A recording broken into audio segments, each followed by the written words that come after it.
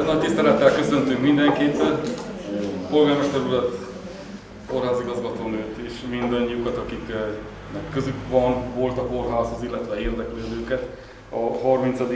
Erdővidéki Közművelődési Napoknak a nyitónapján, és nekünk szervezőknek jól eső érzés, amikor telt ház van a rendezvényeinken. Az előbb 5 órától is egy teltházas rendezvényhez volt szerencsénk, most pedig úgy szintén. És örülök annak, egy kicsit könyvkiadóként is, de úgy is, mint a Barót és Erdővidék története iránt érdeklődő, vagy éppen azt kutató személyként is, hogy a helytörténet iránt ilyen nagy az érdeklődés, jelen esetben a helytörténet egyik vetülete iránt. És hát röviden azért annyit elmondok, hogy örülök, hogy most már 36-szorra is sikerült megszervezni a rendezvény sorozatot.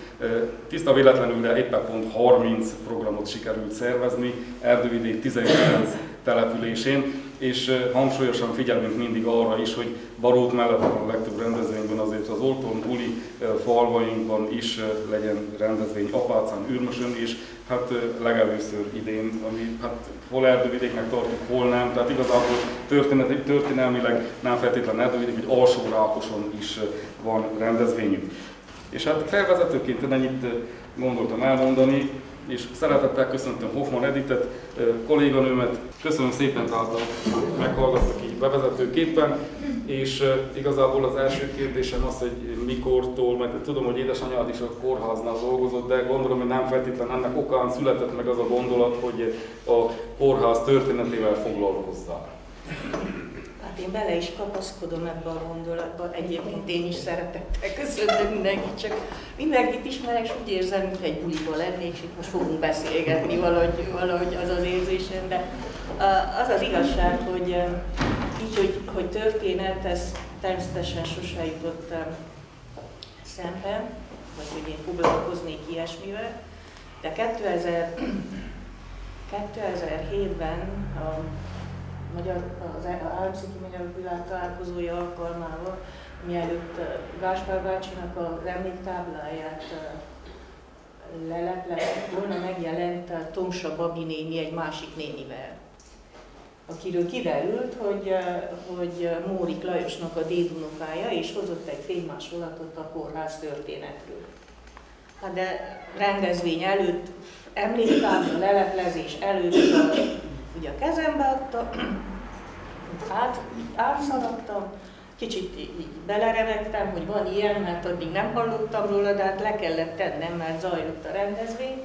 És mikor vége volt, hát természetesen még beszélgetünk, akkor lapoztam át még egyszer, és visszamegyek Konrád Margit egyébként. A lényeg az, hogy volt nála fénykép is, csak hát azt is le kellett volna rendesen fotózni, de hát nem volt, ott volt a fényképezőgép, tehát szóval se fény, se semmi. Úgyhogy például itt az első portré, ami épp a Mórik Lajosi, hát nem a de hát egy ekkora fejecskéből van kinagyítva, ami egyszerűen nem volt eszköz akkor, amivel ezt megvalósítani, ő vitte magával, kész, ez ennyi volt. És amikor átforgattam, akkor mondom, hát ez jó lenne még egyszer kiadni, mert nem tudunk róla semmit alapjában véve.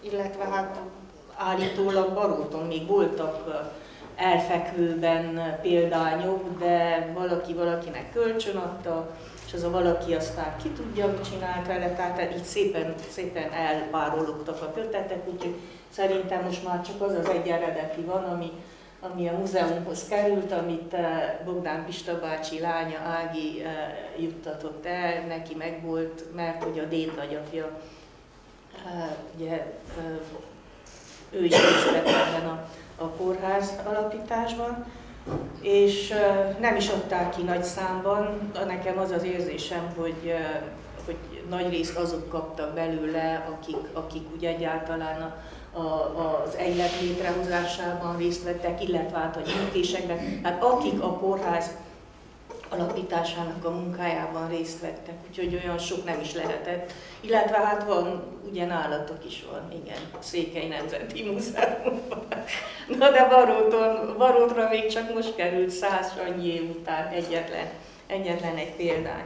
Na és akkor, hogy jó lenne kiadni, de aztán ugye kicsit úgy ez úgy elpihent, hanem amikor diplomadolgozatot kellett írni, akkor azt mondtam, hogy akkor egy kicsit nézzünk utána ennek a történetnek. Akkor kezdtem el utána járni, és levéltárazni. Hát rájöttem, hogy ez nem is olyan könnyű, mint ahogy én azt elképzeltem. Révén, hogy egy csomó okmány azért eltűnt az idők során. A lényeg az, hogy nem találtam sok mindent, illetve nem annyi mindent, amire én számítottam volna. Azt az időszakot igen, amikor zajlott az alapítás, az alapító oklevelet megtaláltam, meg egy csomó más jegyzőkönyvet, ami egyébként magában a történetben benne van, tehát annyit nyertem, vagy hogy mondjam, annyi volt vele a nyereség, hogy igen, láttam azokat az okmányokat, amelyekre Mórik Lajos hivatkozik, és volt, amit hát jó részét le is fotóztam, illetve hát azt hiszem egy másolat van itt a kötetben. Tehát olyan nagy lépést nem tudtam lépni, na de azért kerültek elő más okmányok, ami engem nagyon-nagyon megfogott, az volt, amikor a 16-os októberi betöréskor ugye felforgatják a kórházat, mint ahogy máshol is településeket, megérkeznek a románok, és akkor tönkreteszik azt, amit valahogy fel tudtak építeni, hát az épületet magát nem, de az eszközöket, meg mindent, tehát majdnem kiépítik a kórházat, és akkor persze, hogy ezek a jelentések mennek, hogy hát az történt, és hogy akkor a kórházban most a felszereltség az hiányos, meg minden, és akkor eltelik egy idő, és akkor egyszer csak Solymosi István kap egy olyan levelet, hogy 18-ban, hogy másfél-két évre visszamenően, hogy fizetését kérik vissza, mert hogy 16 októberétől a kórház nem működött, és akkor ő csak úgy megkapta a fizetését, és akkor az egylet az mellé áll, és elmondják, hogy nem úgy van, mert Solymosi doktor úr saját költséggel felszerelte a kórházat, és olyan állapotba hozta, hogy lehessen dolgozni benne. Volt ilyen eset is, például ez teljesen levett a lábamból, hogy van egy ember, aki egyébként fiatalon halt meg, alig 63 évesen, ezen meg nem csodálkoztam, ennyi minden után, hogy a betegeket ellátni, elvállalja a kórház orvosi teendőket is, Tibált doktorral együtt, és akkor megváltozik a világ, és a másik meg az, amikor kéri a hivatalos fordítót, mert hogy nem tud románul. Hát honnan tudott volna románul?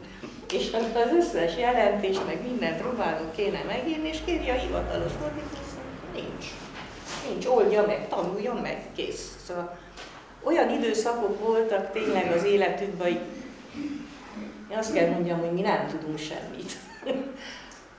Tehát amikor az ember ezeket úgy végigolvasunk, ledöbben, hogy ilyen jó világ, mint amilyenben mi most élünk, ilyen sose volt, és nem is tudom, hogy lesz-e, mert most már lassan feléjük, de tényleg olyan időket éltek meg, hogy hátborzongató, és akkor én visszatérek,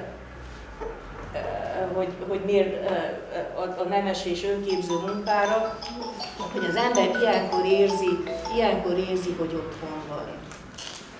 Mert az az intézmény, ami ott lent a falu végén működik, és olyan nehéz volt megtartani, azt nehéz volt felépíteni.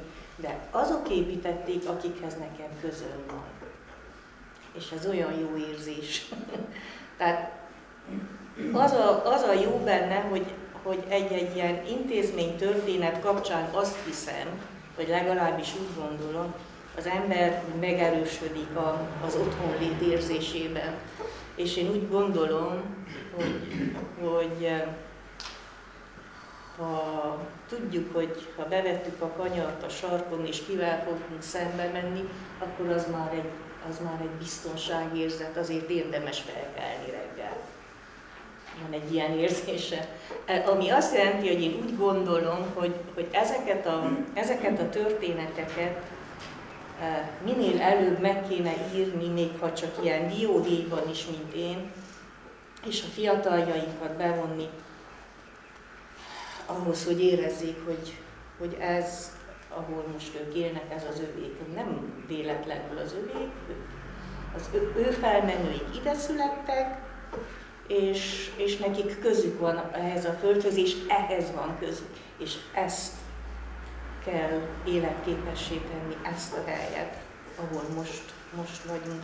És ehhez meg azt kéne, hogy a történelem tanítás tényleg a helytörténettel kezdődjön, aztán tágítsuk a határainkat, aztán jöhet a szűkebb és tágabb hazánk, és akkor jöhet majd esetleg világtörténelem, és hogy abba hogy illeszkedünk mi vele, vagy hogy mi közünk nekünk a világtörténelemhez.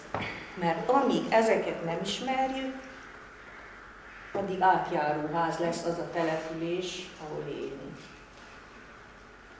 Ha meg elkezdünk benne kutigálni, és ilyen solymosi doktorokról olvasunk, akik ide kerülnek udvarhelyről, és nem csak orvosok, és nem csak kórházat alapítanak, hanem például kórust toboroznak, és ezt vezetik.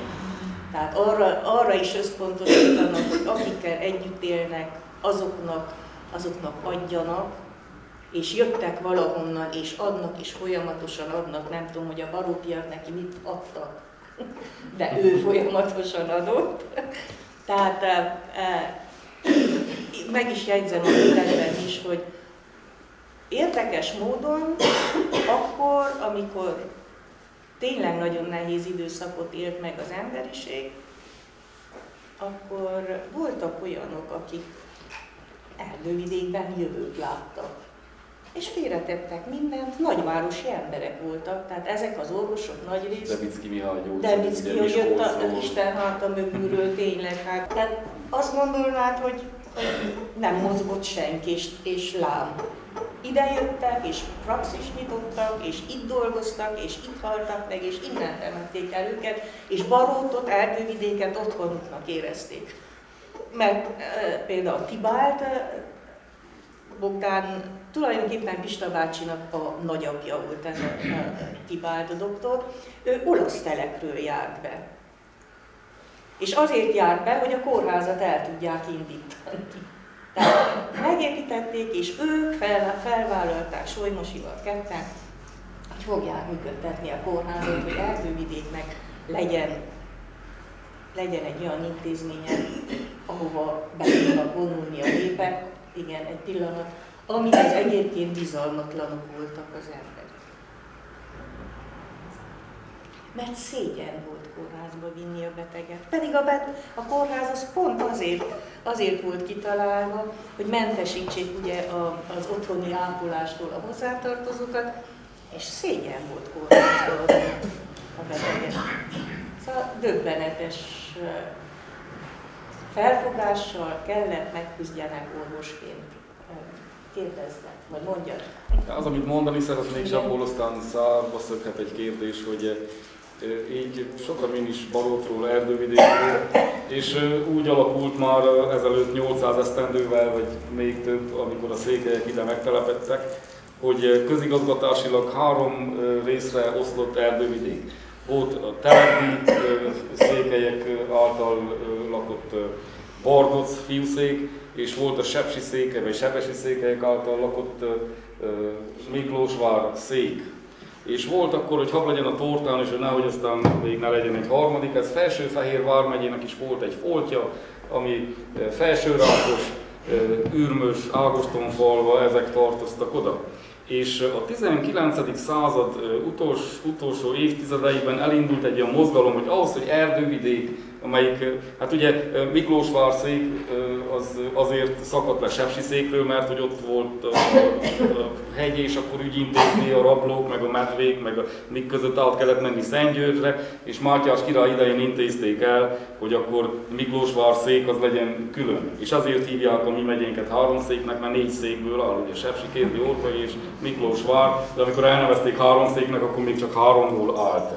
És hát a lényeg az, hogy akkor elindult egy ilyen törekvés, hogy azért, hogy gazdaságilag erősebb legyen erdővidék, és hogy Barót, hát ugye adott volt földrajzilag és gazdaságilag, hogy ez legyen a központja, a járási székhely és intézményekkel, minden, hogy legyen egy erősebb vidék ilyen szempontból. Hát akkor az volt az első kezdeményezés, hogy tartozzon Bartók fiúszék is 3 székhez. Ezt Budapesten nem tudták elintézni, sehogy sem. Akkor jött a következő ötlet, hogy jó, akkor, hogyha ezt nem akarják, akkor Miklósvárszék is tartozzon udvarhelyszékhez. Hát ezt se sikerült a Magyar Királyi Belügyminisztériumnál elintézni. Akkor kitalálták azt, hogy hát Erdélyben azért többségben van a nem magyar többségű vármegyéknek a száma, ezért, hogyha Erdély van térkép róla, meg statisztika, mindenféle, ott van nálam, hogy akkor legyen úgy, hogy csatolják egész erdővidéket Brassó megyéhez, mert akkor 52%-a magyar lesz a megyének, és akkor hogy megmagyarosodik, és milyen nagyot teszünk a haza oltárán. Hát ez sem ment. A végén ma az a nagy ötlet támad, hogyha ma semmiképp ez a 3 nem, akkor tartozzon Nagyküküllő vármegyéhez az egész mindenség, akkor Segesvárra jártunk volna a megye székhelyre. Na és úgy gondolom, hogy ezek, tehát végül is aztán 1968-ban sikerült mindezt elintézni, és úgy gondolom, hogy ezeknek a törekvéseknek, az egységesítés és hát olyan közösség megerősítési törekvéseknek is az egyik gyümölcse az, hogy attól azért fontos, hogy Baróton, erdővidéken legyenek intézmények, és hát az első komoly intézmény, amelyik tényleg egy egész kistérségi összefogásból származott, az éppen a kórháznak a megépítése, létrehozása 1913-ban, de így, ahogy az 1848-as eseményeket kutattam én még ennél sokkal fiatalabb koromban, akkor olvasom, hogy 1880, mit tudom én hányban, a március 15-i ünnepségek keretében Baróton a koronaszálló emeleti termeiben ünnepi díszvacsora tartatik, és ott összedobta mindenki a pénzt, és megvan, hogy akkor a vacsora költségeit meghaladó jövedelmet azt a kórház alap részére ajánlják fel. Na végülis oda szeretnék kiukadni kérdésileg, hogy te 1913 utáni történetet dolgoztat fel elsősorban, de így studírozva a kórháznak az alakulásának a történetét és a kórházegylet működését, hogy erről egy kicsit, hogyha tudnál beszélni, hogy mikortól kezdték el, kik kezdeményezték, ha lehet tudni, és hogy jutottunk oda, hogy 1913-ra kórház legyen, mert ugye nem úgy volt, hogy akkor vártuk kívül, hogy valaki hátra segít, hanem itthon kellett összedobják a pénzt ahhoz, hogy ebből kórház legyen, és megcsinálták. Tehát úgy gondolom, hogy van, amire büszkék legyünk. Igen, van. Igen, magát a Mórik Lajos által megírt kórház történetet, azt tulajdonképpen abból hát úgymond kivonatot készítettem, mert túl hosszú lett volna. Egyébként én arra törekedtem, hogy egy olyan munka szülessen belőle, amit szívesen átforgat az ember, mert ez is van benne, az is van benne, amaz is van benne. Tehát ez úgy néz ki, hogy egy nagyon rövid, de tényleg nagyon rövid orvoslás, oktatás történet is van benne. Na én most el kell mondjam, hogy ezt úgy élveztem, hogy ez olyan hosszúra sikerült, hogy amikor a dolgozatomat én bemutattam, azt mondta az egyik tanárnő, hogy na igen, akkor merült fel először, hogy beakadt a fülembe, hogyha ezt kiadnám, akkor az orvoslás történetét azért egy kicsit úgy le kéne rövidíteni, hát, és akkor bevallottam, hogy ezt én saját gyönyörűségemre írtam, mert nagyon élveztem, nagyon szerettem, de fontos is, érdekes is, nem is igen tanulnak a diákok sem erről, mi szerintem, én nem emlékszem legalábbis, hogy tanultunk volna. Ebben benne van a magyarországi és az erdélyi orvosképzés is, középkor, humanizmus és újkor. Tehát nagyon röviden egy pici orvoslás történet, és akkor úgy jövök, ugye közelítek magunkhoz, Magyarország, Erdély és Székelyföld. És akkor a kórház történet az 1887-től kezdődik, és akkor nem is Mórik Lajostól ered, illetve hát pontosan tudni, hogy kitől ered a kórház alapításnak az ötlete, illetve hogy hát szükség van egy kórházra. Szilágyi Sándor erdőfülei valakitől, akiről sehol nem találtam semmit. Én egyszer fordultam az erdőfüleiekhez, hol máshol, mint a Facebookon, hogyha valaki hallott erről a névről, és egyáltalán tud róla, hogy élt a faluban, vannak maradékai, akkor legyen szíves, szóljon. Nem került senki, nem volt időm nekem végig kopogtatni erdőfülét, hogy Szilágyi Sándort megtalálják. De a lényeg az, hogy ő írja egyébként a megnyitásra a verset, és azt is el lehet itt olvasni. Írt egy szép verset. 87. március 14-én, illetve 15-én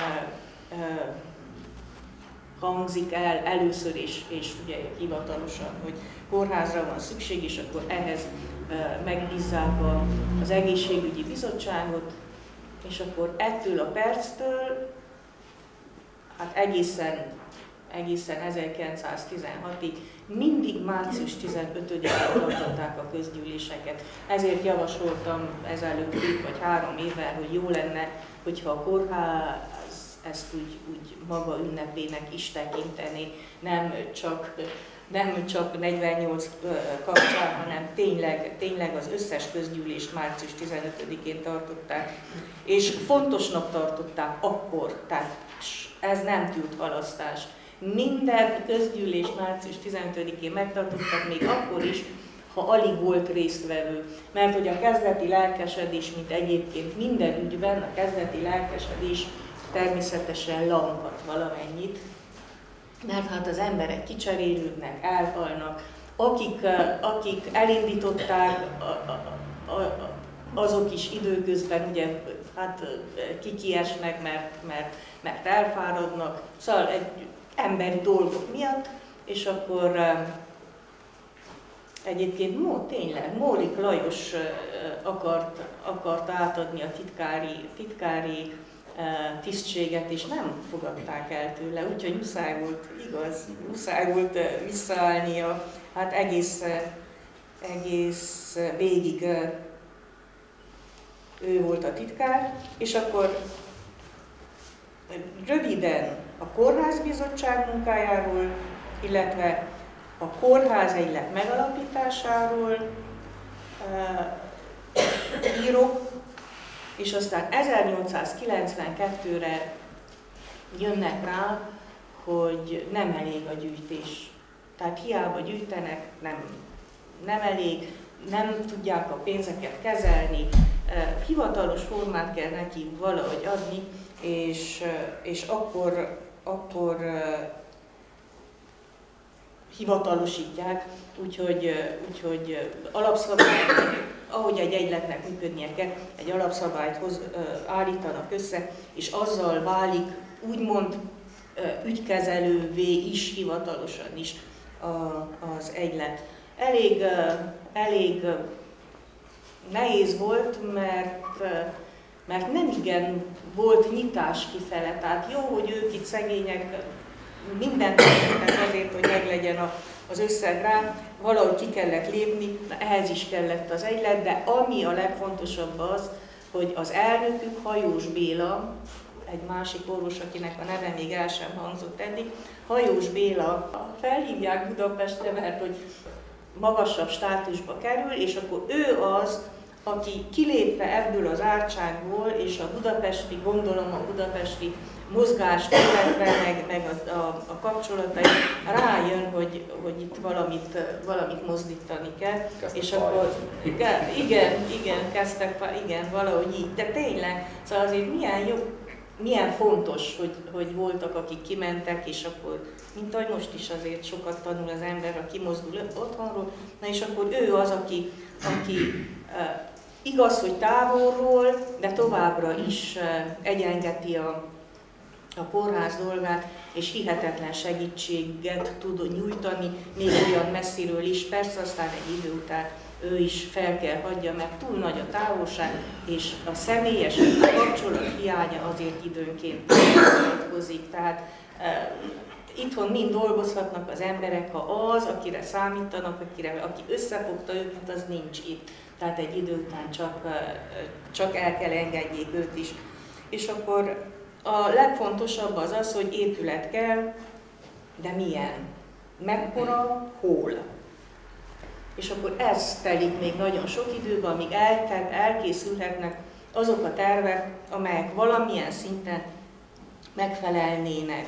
Na most ehhez küldik el Solymosi doktort, amellett, hogy ugye a praxist vezeti, meg kórház, meg minden, felkérik és körbejárja az erdélyi kisebb kórházakat, Megyestől Segesváron át Marosvásárra is megnézi, hogy milyen viszonyok vannak, mire van szükség, és körülbelül tehát milyen méretű épületre van ahhoz szükség, hogy minden megfelelő osztályt úgymond fel lehessen szerelni, illetve hát beindítani ahhoz, hogy kórházként működhessen, illetve hogy milyen kórház legyen belőle.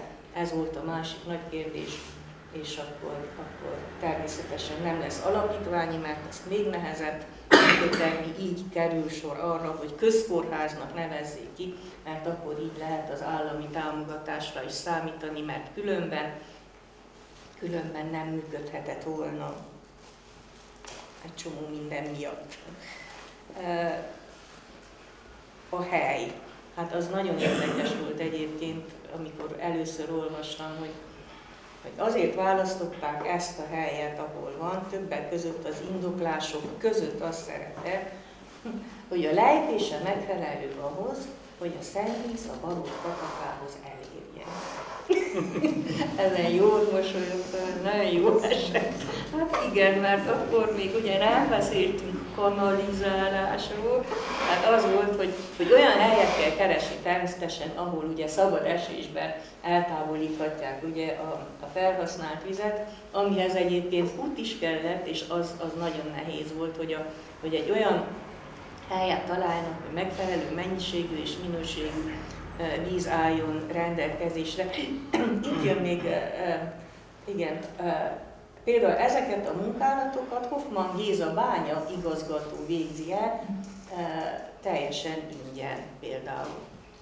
Tehát azért vannak ilyen hogy mondjam, nagylelkű támogatók, akik nem csak hogy dolgoznak az egyletben, hanem közvetlen munkájukat is felajánlják ahhoz, hogy haladjon a kórház, ugye.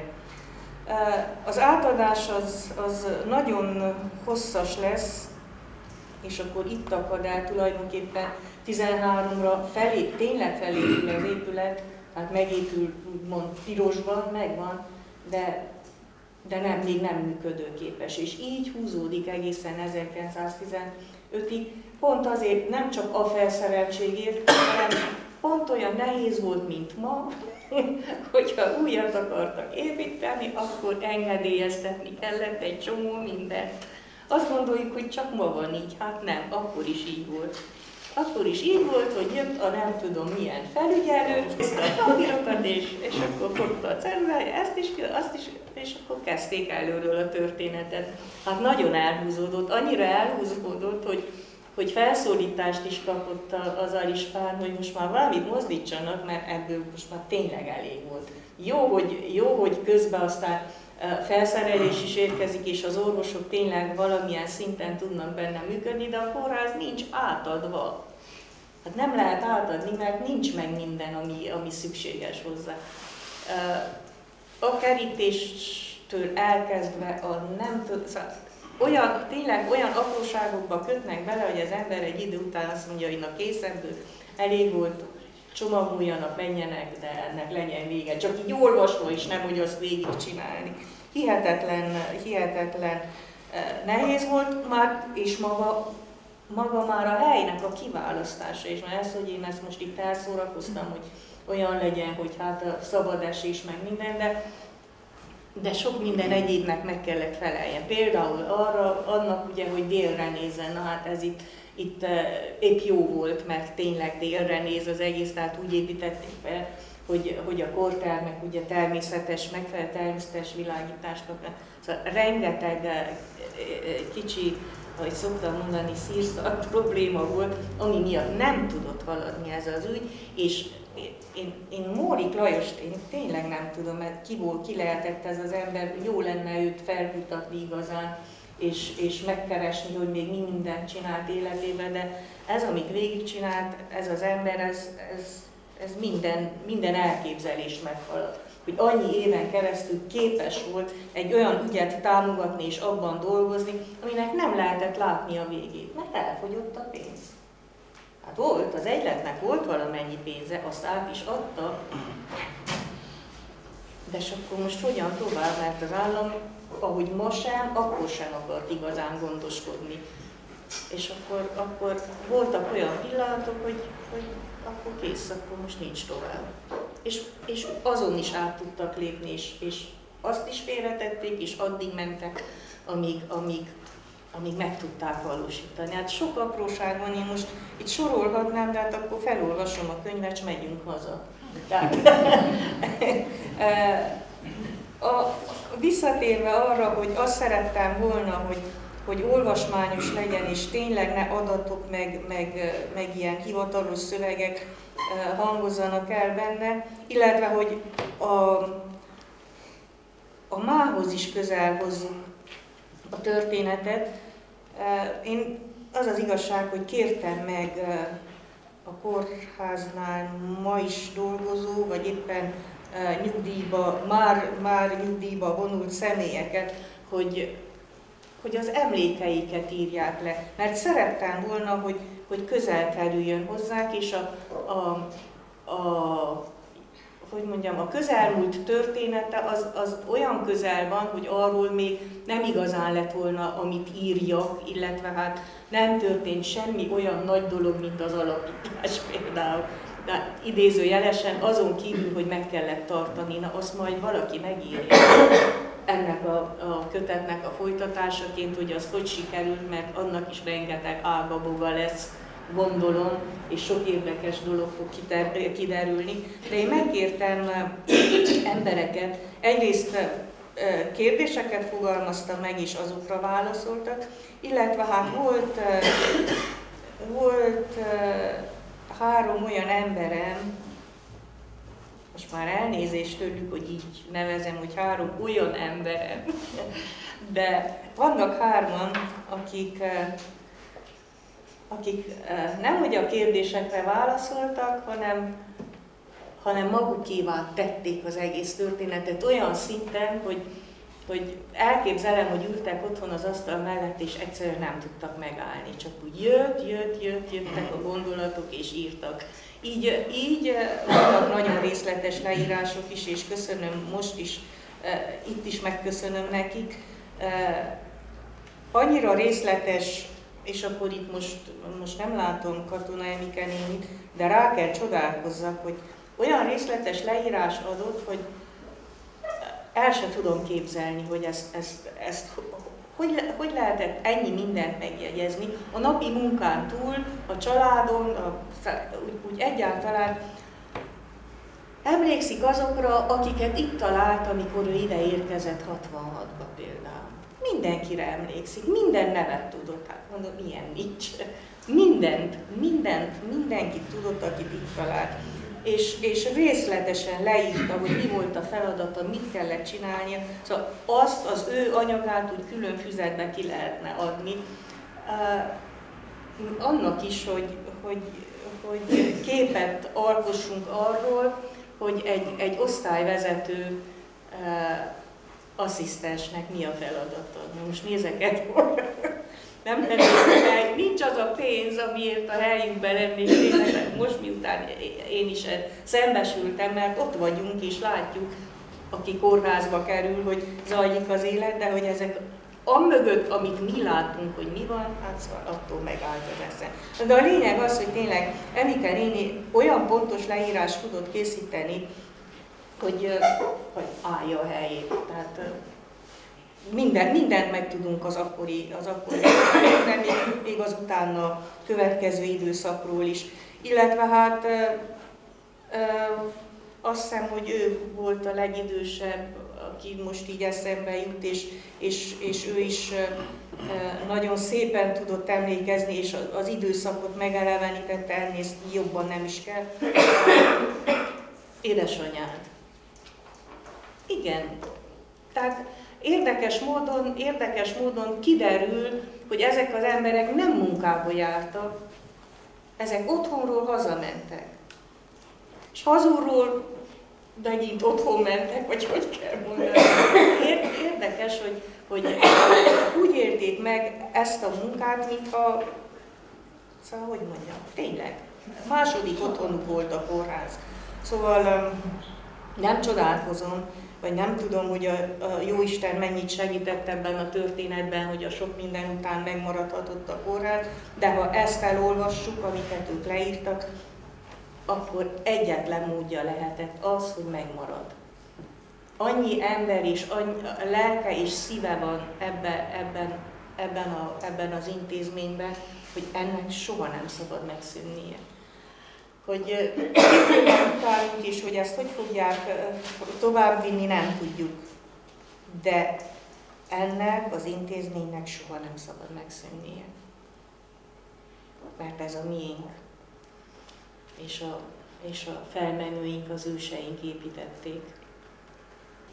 És aki itt van, és kórházi alkalmazott vagy volt, én most nyilvánosan még egyszer megköszönöm nekik, hogy van ez az intézmény.